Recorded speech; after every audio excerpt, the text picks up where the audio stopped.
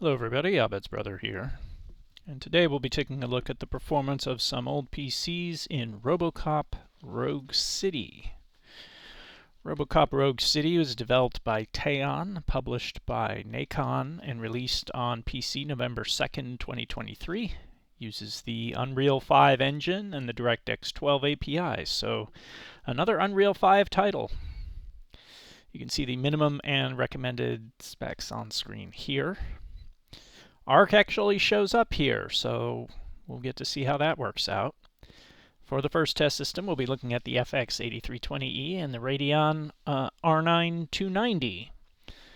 And again, the R9 290 is not going to run it, at least not on Linux. It says DirectX 12 is not supported. So it seems like the 290 is aging out, finally. It's been such a long-lived graphics architecture, and so many games have been played on the 290 with the newer drivers, but it looks like the 290 is pretty much done in newer games. Now we'll be testing the 4790 and the GTX 1060. And the 1060 is compatible with DirectX 12.1, so the game does start. And we are at 1080p FSR balanced. So FSR balanced, I ran the math, you'll see it on the overlay. FSR balanced is about 635p. And you can see here, running it at the much lower resolution of FSR, we're about 30 FPS. And we're going to dip under it a few times here. This is right at the beginning of the game. It's just, it's actually a pretty good little benchmark section here of what it's like to be out in the streets of Detroit, which is a big part of the game, with a lot of different objects on screen and some draw distances. So it's about 30 FPS here. The frame rate's going up because we're approaching the building. But now in combat, we're still hanging out around 30 FPS. So that's actually better than I expected. It's not really good. GTX 1060, credit to the 1060 for actually being able to run the game. But it is not running it very well. You definitely need the 6 gigabytes of VRAM here. You can see the VRAM is up around 5.6 gigs. So don't even try running this on a 3 gig 1060. I mean, a 3 gig 1060 has fewer shaders in it, so it will run even worse than this. But aside from the shader count, you definitely need the VRAM here. It's actually holding fairly steady. I would have expected more dips. So that's a pretty good indicator. The CPU here is the minimum recommended CPU, the i7-4790. So as Unreal 5 engine games go, Robocop is fairly well optimized. I still feel like I got more performance out of Banisher's Goats of New Eden, which was also Unreal 5. On pretty much all the setups, and Banishers also ran well on the 290. But here, looks like 30 FPS. For test system 3, we'll be looking at the i7-5930K and the Vega 64.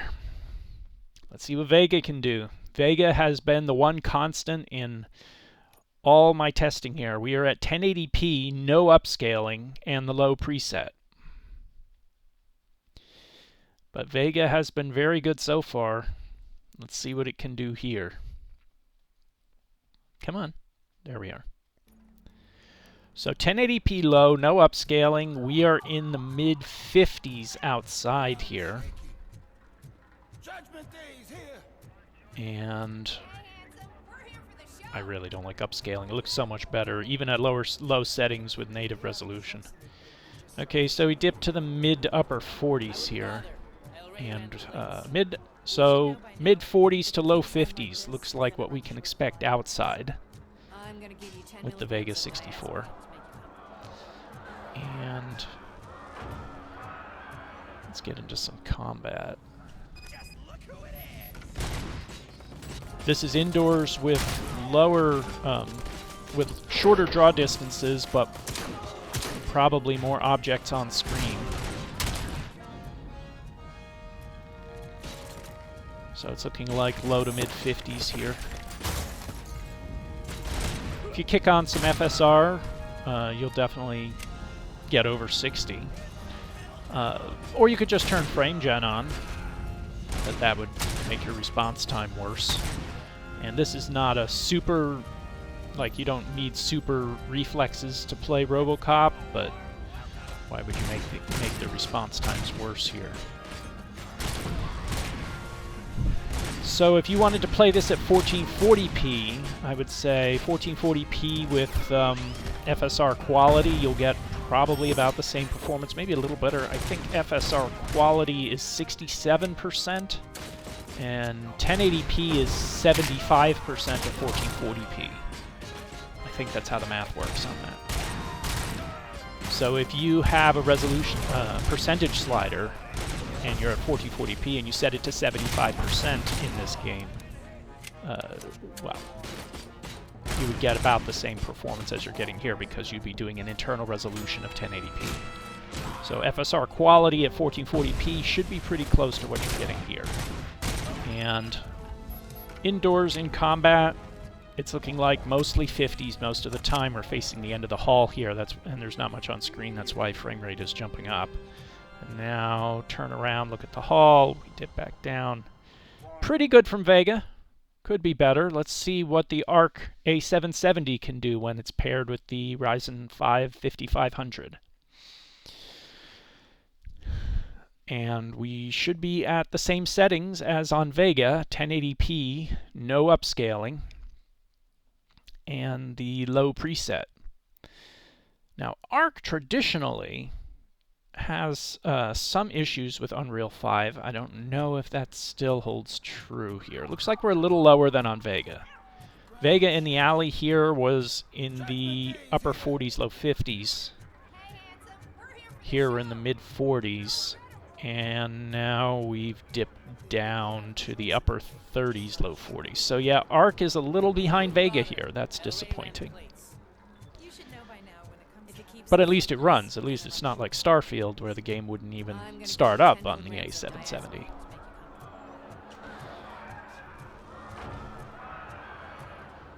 Not a bad performance from Arc. Okay, this is definitely worse. Vega was up just around 50 FPS or a little over it in this section out here. And my aim is terrible. I just finished playing the Unfinished Business DLC, actually, and I'm used to having a fully upgraded M9. A base M9 like this one has actually a lot of kick on it. You'll notice every time you fire, the crosshair goes upwards a little bit. So I'm actually aiming too high in some cases. But now we're, we got the longer draw distance, we got more guys spawning in. Upper 40s, low 50s. Pretty close to Vega, but it's just a little behind.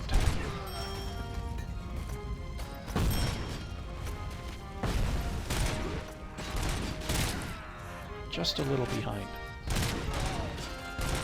I mean, every time I test a game on the Intel Arc card, I keep hoping it's going to be one of those times like in Arkham Knight or Doom, where, you know, we see a good 20 to 30% more performance over Vega, which is the way what I would like to see every time I test it, but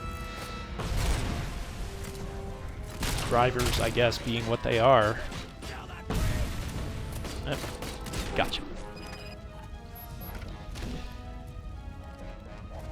Kind of a short benchmark stretch here, but I feel like it really shows what the game has got here. And it's Unreal 5. It's demanding. We're at 52 on the hallway look. But it's demanding. It is what it is. Too bad about the R9 290 again. It looks like that GPU is aging out. The 1060's really, GTX 1060 is really too low for it to be a viable option. It's kind of a desperation option. If you have a GTX 1060, you can make it work, but I don't really recommend it. The A770 performs okay, but Steam FPS is behind Vega. And Vega, again, Vega's not super impressive here, but it's easily the best of this old lot. So Vega, again, wins out. That's all I got for you today. Hope this video was useful to you. If it was, please give it a thumbs up, and thanks for watching.